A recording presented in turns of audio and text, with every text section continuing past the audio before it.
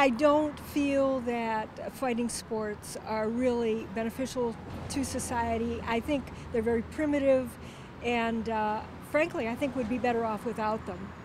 Well, I'm not a big fan of watching it myself. I find it really violent, but I do know that a lot of men, including my husband, enjoy watching it, and I feel like there's so much violence in other sports, and at least it's controlled, and they know what they're getting into, so I don't think there should be a ban on it.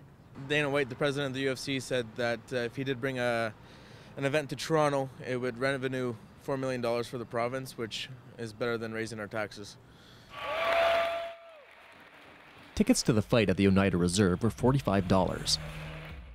Adrenaline Gym has upwards of 400 members, and televised UFC fights have been shown at the Alibi Roadhouse on Oxford Street for going on 10 years. The bar's capacity is 180 people, and on a big pay-per-view UFC fight night, the Alibi has to turn people away at the door. This level of economic activity has business people convinced the provincial ban is soon to be a thing of the past. There's too much money being lost that they won't have it. The nanny state, this is it at its pushing it down our throat that they know what's best for us. I can't follow it because it's on TV. Anybody can watch it on TV. What's the difference if it's live? They did the same thing with gambling. Gambling was bad until the government found a way to tax it and control it. Now gambling's good for us. The same thing's coming with the fights. It will be legal in Ontario. It might take another election to do it, but it's coming.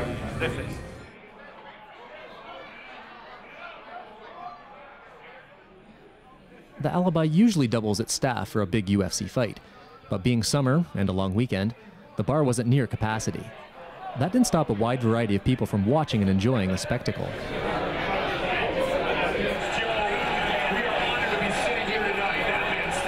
This couple just happened to be driving by and stopped in for a drink. They ended up staying all night, and though they wouldn't speak on camera, they said watching the MMA crowd was half the fun. But the crowd was mainly there to watch the UFC, for the most part. I particularly enjoy the half-naked men, not gonna lie. And it's just a good time overall, good atmosphere. It's only a matter of time. It'll be legal in Ontario really soon, because there's a lot of guys coming out of Ontario too, like Sam Stout's from London, and it'll be legal in Ontario pretty soon. Yeah, we usually come out to the bar. It's a little expensive to buy the pay-per-views, but it's great entertainment. It's a great night out with the boys usually. In my opinion, man, I'm 222 pounds, and I stay out the ring. So when you see them guys on TV being real tough guys, man, in actuality, they got kids too, just like me. So just remember that.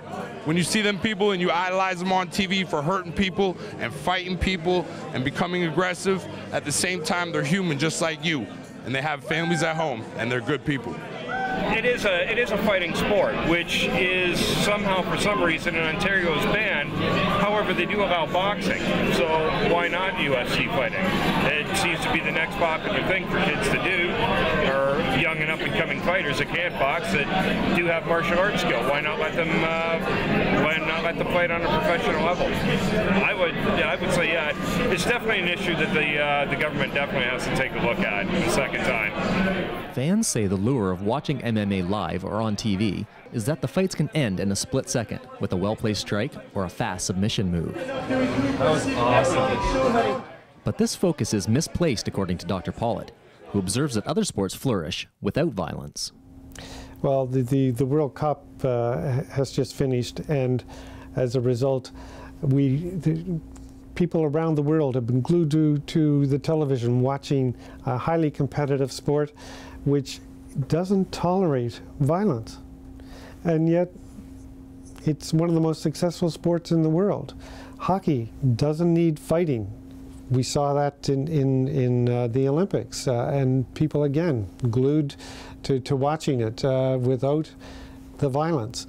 We don't need violence in sports for sports to be entertainment and to be exciting. Tied up, right? Back at Adrenaline, a small startup business is attempting to capitalize on and enhance the MMA scene in Ontario. Canadian Pro Fighter is the organization that presented the meltdown fight at Oneida. Ropes or fell through the ropes or whatever. But definitely. The owner is Jason Harkis, and his production manager and main photographer is Jeremy Penn. Together they run Canadian Pro Fighter, and today they're at Adrenaline to record an internet show they've created called Cauliflower Corner. And I'll tell you, after being to a lot of these fighting spirit shows, I think this is a great way to kind of break the dam before the rush of MMA hits Ontario. You know, get it. I say keep doing these, keep doing the reservation shows. They're a lot of fun, and they're run well. And I'm gonna miss them when they're gone. Yeah, we're having fun. I mean, we hooked up with them because they're the only ones in Ontario, and they're allowed to do them. We want to be able to cover it. That's right. Money is a little tight with this new business, so Harkis is starting to sell fight equipment, like gloves and head protection, to generate extra revenue. This one. I'm just going to take a dry punch right to the face. And as part of a Canadian Pro Fighter gear promotion, the UFC's Sam Stout is going to demonstrate the gloves and Harkis the headgear. All right.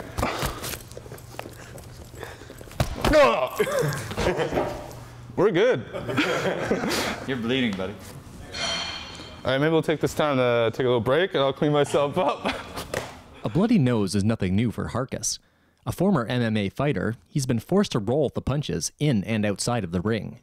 I used to fight. I was going to become a pro. I was actually about a month and a half away from my pro debut, and I got hit by a city bus, so that slowed that down a little bit. I couldn't train quite the same. My back's a little bit messed up now, so I had a friend who told me I should start a website because everybody always was asking me for a lot of the info because I was always talking to the fighters, talking to pretty much everybody, and on the websites, finding all the information. Figured I might as well do it for fun. Seemed like something to do, and just started getting real big. This next headline fight is at 170. Coming out first from London, first strike, Jim Barber. And I don't think there's another news agency in Canada that covers Canadian fights and Canadian fighters as well as CanadianProfighter.com. Well, that was a nice little plug. Armed with inside information, Harkis believes Ontario will be legalizing MMA matches sooner than later. From what I understand, Showdown Joe Ferraro, the host of MMA Connected, he told me that March 26, 2011, UFC has actually booked the Rogers Center. So I don't know what else they'd be doing other than having a UFC there. And UFC just, they put in the ex-CFL Commissioner Tom Wright. He's now the head of UFC Canada, and it's out of Toronto. Dana White's been saying forever that he wants to get into the UFC, or the UFC into Ontario, and I imagine it's only a matter of time. So it's coming. Which is information that will not please Dr. Pollitt, or anyone else in the province who thinks the provincial ban on MMA is beneficial to Ontario. I find it a very violent sport, and for the reasons that I've outlined, yeah, I just think it's the wrong way to go, and that's one of the reasons why I strongly support the current provincial position of not allowing live mixed martial arts events. But there's no stopping business, and there's little question that MMA has become a significant cog in the machinery of sports entertainment. The lure of revenue will most likely influence the Liberal Party more than the objections of Ontarians who agree with the opinion of Dr. Pollitt. Carmen's going to win. He's going to knock him out. No, Lesnar's going to kill him. What's wrong with you? Canadian Pro Fighter, businessman. Like, this guy knows nothing. The grassroots MMA scene in Ontario certainly believes the provincial ban is wrong-headed and is hurting the growth of a popular sport. From the ground up, with no government support, businesses like Canadian Pro Fighter are plowing full steam ahead, noses bloody, unwilling to accept defeat. I think that went a little better. Yeah, that was better. Thanks, man. Thank you. And for combatants and promoters like Albert Dockstader, the sport is an unlikely candidate to help bind together the multi-ethnic communities of Ontario. That's what I'm looking to do, is build that bridge, build that gap where these fine people are in my community spending their money and sharing the time with us, you know, and that's what it's about, building that bridge. You know, we're all one people. We just have to come together, and MMA can do that.